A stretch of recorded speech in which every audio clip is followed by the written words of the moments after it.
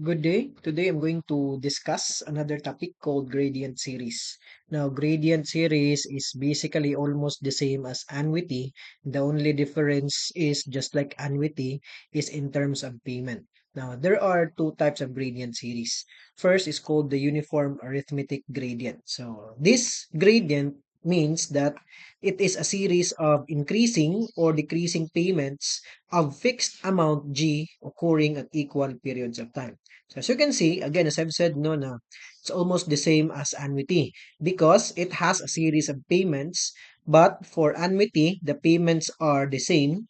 Okay. But for gradient, instead of the same payments, you will have either an increasing or decreasing payments. Now, these increasing or decreasing payments, they are of fixed amount and they are um, represented by the variable G. So, again, almost the same as annuity, wherein the payments are occurring at equal periods of time. Now, this is the equivalent cash flow diagram of a uniform arithmetic gradient. As you can see here, okay, for example, I have here period 1, okay, period 1 with the first payment A, and the next period, let's say second period, I will now have, I will give an example of an increasing payment, no? So in the second period, I will now have A plus G. So there is an increase in payment G. For the third period, I will now have another payment A plus 2G. For the fourth period, you have A plus 3G. For the fifth period, you have A plus 4G. Until on the N minus 1 period, you will have A plus N minus 2G. And on the N period, okay, in the last period, you will have A plus N minus 1G. So as you can see here, this is N minus 1 because if you can observe, on the second period, you have A plus 1G. On the third period, you will have A plus 2G. On the fourth period, you will have A plus 3G. So therefore, on the nth period, you will have A plus N minus 1 times G. Now, if you want to determine the present equivalent worth, okay, of all these payments, or if you want to determine the future equivalent worth of all these payments, it will be like this. First, if you want to determine the total present worth, basically, it will be divided into two parts. You have the present of all annuity. Okay, as you can see here, the payments has A, all of them has A, plus the payments, the total present worth of all the increase or decrease of the payment G. Because you can see here also, there are G in every increase or decrease. So, basically, okay, for the annuity part, okay, it will be like this, no? Because I've said there are A in every payment. So, in every payment, you will have your A.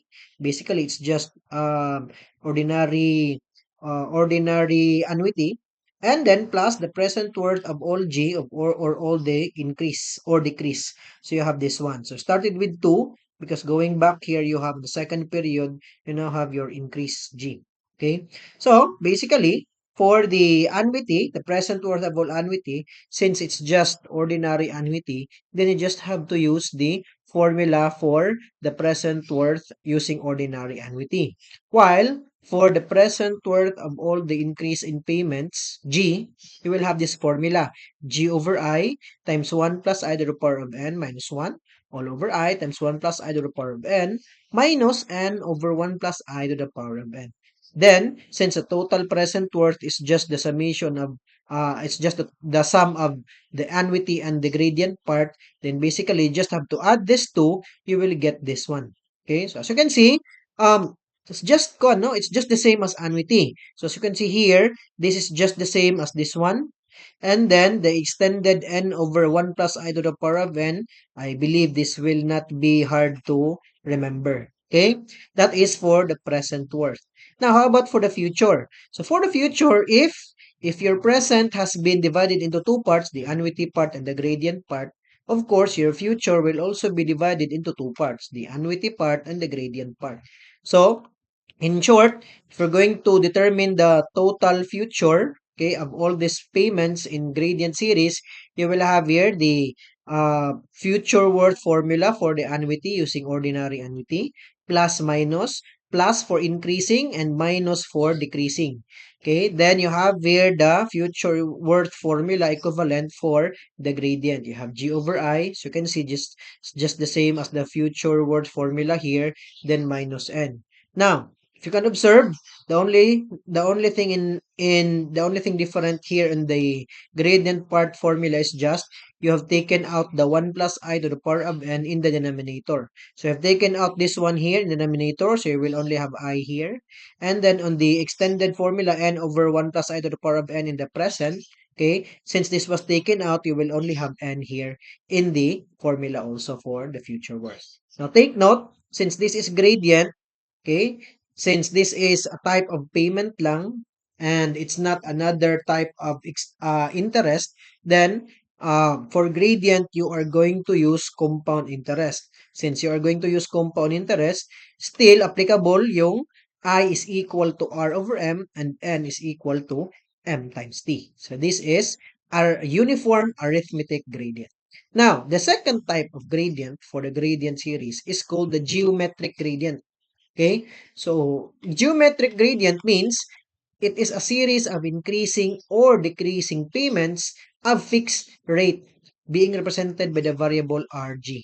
So occurring at equal periods of time. So of course, your increasing or decreasing payments will not just be increasing or decreasing in fixed amounts, but it will also be increasing or decreasing in terms of rate. So for example, this will be the cash flow diagram, no? You will have here, okay, at the first period, of course, you will always have your A as your first payment on the first period. Then on the second period, you will have A times 1 plus RG. So why has it come to this? Because basically, this is just your first payment A plus the rate. Okay, so of course, for the rate, you're going to multiply the rate with the payment A. So, factoring out the common A, you will have A times 1 plus RG. Okay, so on the third period, you will now have A times 1 plus R of G squared. Okay, so basically, this one is, so your previous, since it's using compound interest, your previous principal has become, your previous interest is this one, no, A times 1 plus R of G. But then, you're going to add a new interest rate. So, with the previous interest of A times 1 plus R of G times the interest rate R of G, so you will have 2, okay, you factor out A, then you will have 2, 1 plus R of G and 1 plus R of G here. Then, combining them both, you will have 1 plus R of G squared. Okay, then you will have the fourth period, so you will have A times 1 plus R of G square, a cube. And the fifth period, you have A times 1 plus R of G4. So you can see, in the second period, you will have exponent 1 here. In the third period, you will have exponent 2 here. Fourth period, you have exponent 3 and so on and so forth. So therefore, on the n minus 1 period, you will have A times 1 plus R of G to the power of n minus 2. So minus 1. Okay, n minus 1 becomes n minus 2. And for the last period n, you will have A times 1 plus R of G to the power of n minus 1. So your period minus 1. Okay, now, how to determine the future and the present worth of all these payments for geometric gradient. Now, to solve for the present and the future worth, okay, first, you must solve for W. Now, this W will be your deciding factor. Okay, so solve for W with the formula 1 plus the rate R of G over 1 plus I. Now, when you solve for W, if your W is not equal to 1, meaning this will only happen if your rate of increase or decrease is not the same as your interest I. So take note, this will not be the same if ever, for example, your W you have solved is 0.989. Now, automatically, that is not equal to 1. So when you say equal to 1, not equal to 1, it should be whole number 1. So it means if it's not equal to 1, since as I've said, no, the rate of increase or decrease is not equal to your interest rate, okay? Meaning they are not the same when it comes to purely numerical value. So for example, your rate of increase is 10% and your interest rate is 9.5%. Now, if when you're going to solve for W on that one, W is almost equal to 1. Now, do not round it off. Okay? You only have to know if it's a whole number 1 or not. If it's not a whole number 1, then automatically that your W is not equal to 1. Now, if W is not equal to 1, then you can use this formula to solve for the present worth. You have P is equal to the annuity A over 1 plus I times 1 minus W to the power of N over 1 minus W. But if you have solved for W is equal to 1, again, whole number 1, meaning your rate of increase is equivalent to or is equal to your interest rate. For example, your rate of increase is 10% and your interest rate is also the same, 10%. Okay? So meaning your W that will be solved will be whole number 1. So if W is equal to 1, then you use the formula for present worth, that is A times N over 1 plus I. And then you can also use the formula F is equal to P times 1 plus I to the power of N to solve for the future worth. So as you can see here, this formula for future worth is just the formula for compound interest. So take note, you have two different formulas for the present worth. Okay, it will depend on your W. If W is not equal to 1, you use this formula. If W is equal to 1, you use this formula. So I have here an example wherein I have combined the I have combined the uniform arithmetic gradient and the geometric gradient. Okay, so same with annuity. If you can combine all types of annuity in one problem, for gradient you can also do the same. You can combine all types, the both type of gradient in one problem. So for example, this one, no, I've only given here a cash flow diagram. So on the cash flow diagram here on the left side, okay, you will have 6 periods. And every period you will have a payment 1,000 and 1,100 and 1,210 and 1,331. For the fifth period, 1,464.1, and on the sixth period you have 1,610.51. Okay.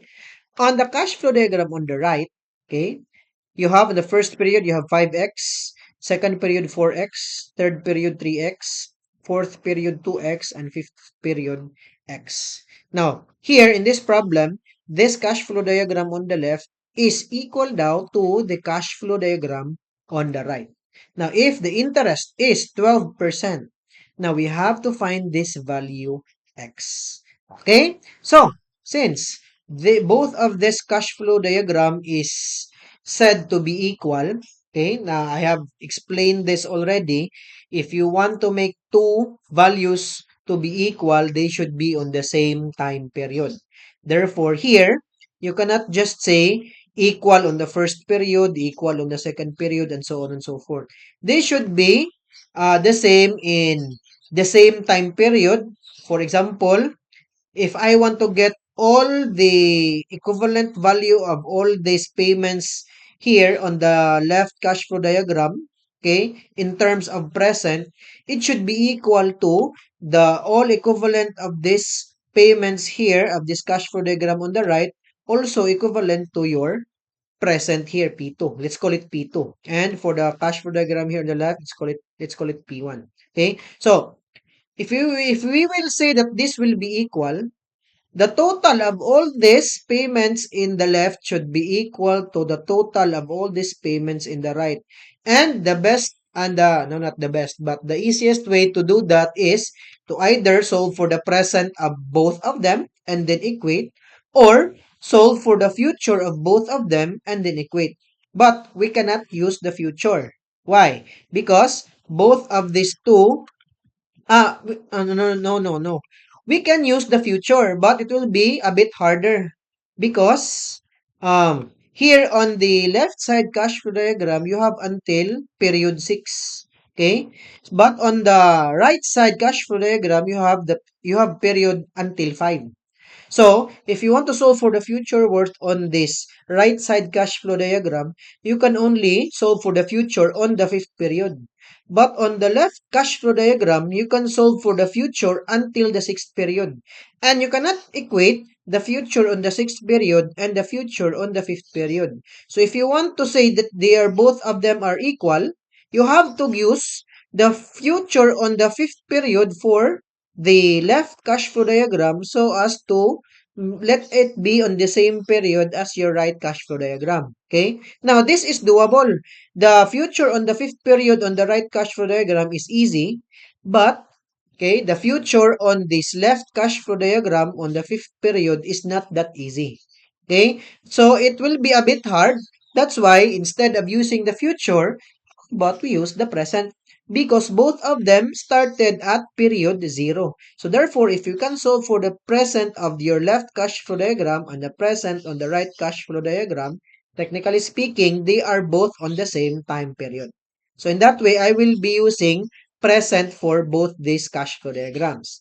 And then next, okay, this time, you have to determine what type of gradient are each of this cash flow diagram. Okay, so for the left cash flow diagram, okay, you have here 1,000 as initial. And take note for both types of gradient, either a uniform arithmetic gradient or geometric gradient, both of them will always start with the payment A. So here you have here your payment A is 1,000. And then you will have here 1,100. So at first, you can see there is an increase of 100 pesos. But on the next period, becomes 1,210. So from 1,100 to 1,210, it's not an increase of 1,000 anymore, but it's an increase of 110 pesos. So for the first period and second period, the increase is 100. For the second period and the third period, the increase is 110 pesos. So basically, you will automatically say this is not a uniform arithmetic gradient because the increase of each of them is not the same, is not equal or is not the same in value. So since it's not uniform arithmetic gradient, then automatically you can say this is geometric gradient.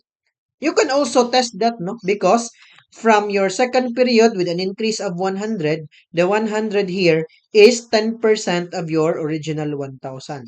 And for the third period, the increase is 110 from 1,100. So basically, the 110 is also 10% of the original 1,100.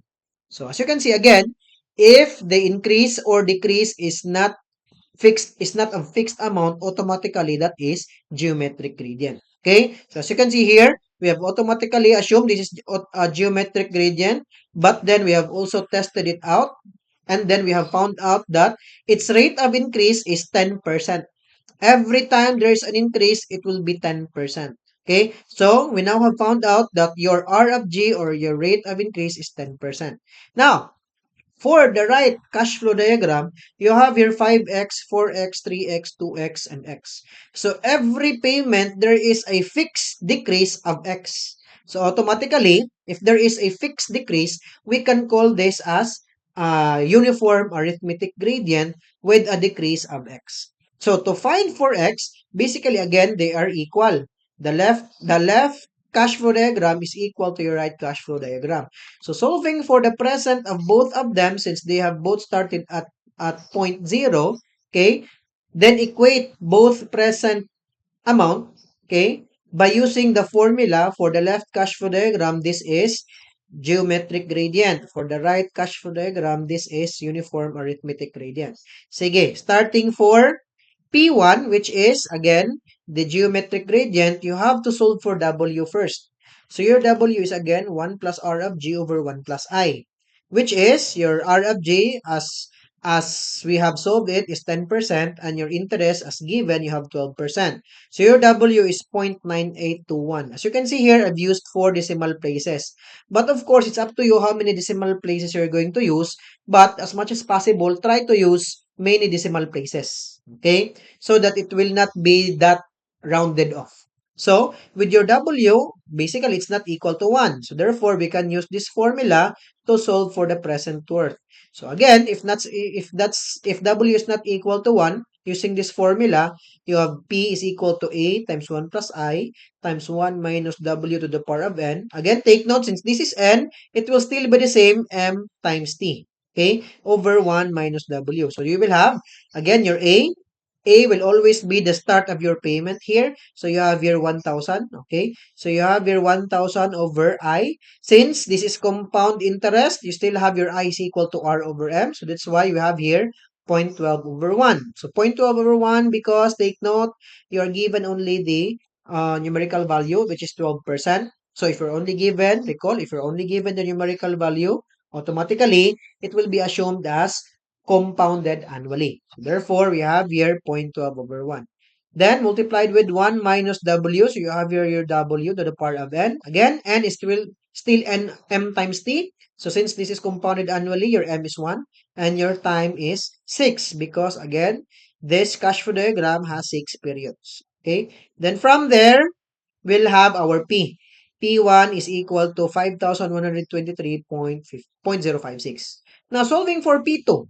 Take note, our P2 is assumed to be uniform arithmetic gradient because there is a constant decrease of x. Okay, a fixed amount of decrease which is x. So for this one, using the formula for uniform arithmetic gradient and using the formula for present worth, again, you have this formula, but I'm using minus because again, this is decreasing. Okay, you use plus if it's increasing and you use minus if it's decreasing.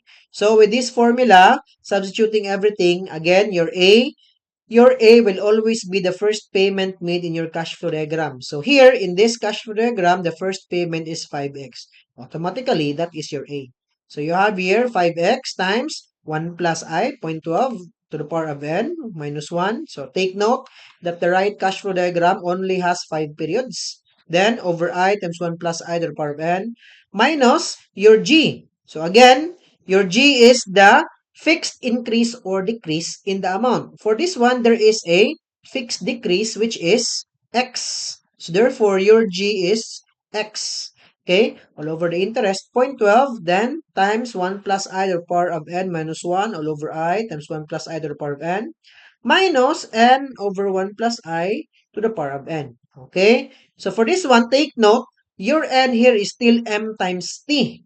Okay, but since your interest is assumed to be compounded annually, your M is 1. So I did not, excuse me, I did not um, include here the times 1 na lang, no, because it's understandable. Okay? So therefore, you will have here your P2. Now, solving this, again, since they're both equal and we're using present worth to make these two cash flow diagram equal, P1 is equal to P2, your P1 is equal to this formula P2. Okay? And since everything here has an X, okay, by using calculator, you can shift solve this one. Okay, P1 is equal to P2.